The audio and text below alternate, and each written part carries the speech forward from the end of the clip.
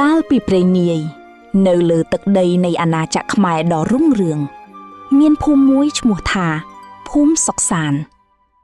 ភូមិនេះធ្លាប់តែសម្បូរទៅដោយព្រៃឈើខៀវស្រងាត់និងប្រភពទឹកមិនដែលដាច់ប៉ុន្តែពេលវេលាបានផ្លាស់ប្ដូរអ្វីគ្រប់យ៉ាងដោយសារតែមនុស្សម្នាក់គិតតែពីប្រយោជន៍ផ្ទាល់ខ្លួនกับបំផ្លាញព្រៃឈើនិងបាត់បង់សេចក្តីស្រឡាញ់ចំពោះធម្មជាតិភាពរាំងស្ងួតក៏បានចូលមកគ្របដណ្ដប់ដីប្រេះស្រែចាំងស្រែចម្ការស្វិតក្រៀមហើយអ្នកភូមិចាប់ផ្ដើមឆ្លោះប្រកែកគ្នាដណ្ដើមទឹកដែលមានតិចតួចបំផុតដែលនៅសេសសល់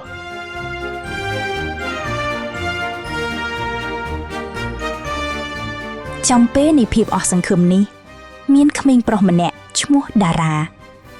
រាជាក្មេងដែលមានចិត្តមេត្តានិងតែងតែចងចាំនៅពាក្យទូន្មានរបស់ចាស់ទុំ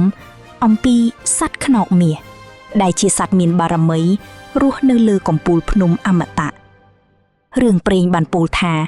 សត្វខ្នោកមាសនេះអាចផ្ដល់នូវសេចក្តីសុខនិងពរជ័យដល់អ្នកដែលមានចិត្តបរិសុទ្ធដោយមិនចង់ឃើញអ្នកភូមិរងទុក្ខតទៅទៀតតារាបានសម្រេចចិត្តរៀបចំយាមនិងទឹកបន្តិចបន្តួចដើម្បីធ្វើដំណើរចូលទៅក្នុងព្រៃដ៏ជ្រៅដែលគ្មានអ្នកណាហ៊ានទៅដល់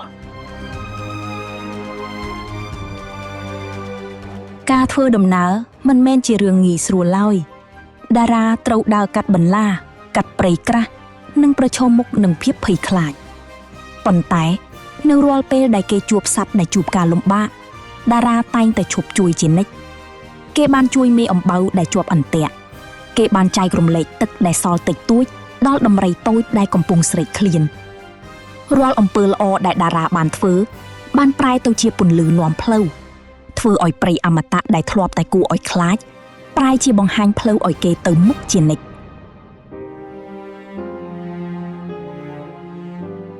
នៅពេលតារាដល់ជើងភ្នំអមតៈស្រាប់តែមានសំឡេងដ៏គួរឲ្យខ្លាចមួយបន្លឺឡើងវាគឺជាយក្សដែលចាំយាមទ្វារភ្នំយក្សនោះបានសួរតារាថាក្មេងតូចតើឯងចង់បានមាសប្រាក់ទាំងនេះទៅជួយភូមិឬចង់បន្តទៅរកសត្វខ្នងមាសដែលឯងមិនដែលឃើញតារាបានឆ្លើយតបដោយភាពក្លាហានថាមាសប្រាក់អាចទិញរបស់របរបានប៉ុន្តែវាមិនអាចទិញសេចក្តីសុខឬធ្វើឲ្យដីត្រឡប់មកមានជីវិតវិញបានទេខ្ញុំត្រូវការប្រាជ្ញាដើម្បីសង្គ្រោះភូមិរបស់ខ្ញុំឮដូច្នោះយក្សក៏រលាយបាត់ទៅបើកផ្លូវឲ្យតារាឡើងទៅលើកំពូលភ្នំ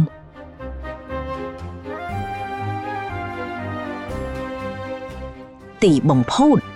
តារាបានដល់កំពូលភ្នំរំពេចនោះ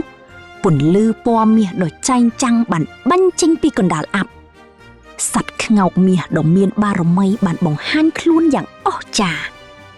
ខ្ងោកមាសបានពោលដោយសំឡេងដ៏ទន់ភ្លន់ថាតារាអើយឯងបានមកដល់ទីនេះដោយសារសេចក្តីក្លាហាននិងមេត្តាធម៌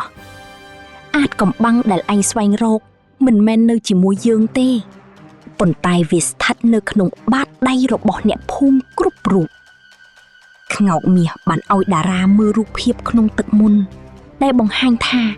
ប្រភពទឹកបានរីងស្ងួតដោយសារតែការធ្វេសប្រហែសរបស់មនុស្សតារាបានត្រឡប់មកភូមិវិញមិនមែនដោយមាសប្រាក់ប៉ុន្តែដោយចំណេះដឹងនិងសេចក្តីសង្ឃឹមគេបានប្រមូលអ្នកភូមិឲ្យឈប់ឆ្លោះគ្នាហើយរួបរวมគ្នាដាំដើមឈើនិងស្ដារអូរឡើងវិញនៅពេលដែលមនុស្សដឹងតម្លៃនៃធម្មជាតិ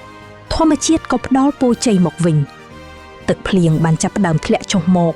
អ្នកភូមិសុខសានក៏ត្រឡប់មកសើចសប្បាយឡើងវិញសត្វខ្នងមាសគ្រាន់តែជាអ្នកនាំផ្លូវប៉ុន្តែសេចក្តីក្លាហាននិងការរួមដៃគ្នាទេទើបជាអាចកំបាំងពិតប្រាកដដែលនាំមកនូវសន្តិភាពហើយរឿងព្រេងនេះនៅតែត្រូវបាននិទានតគ្នាដើម្បីរំលឹកយើងគ្រប់គ្នាឲ្យចេះស្រឡាញ់និងការពារភពផែនដីរបស់យើង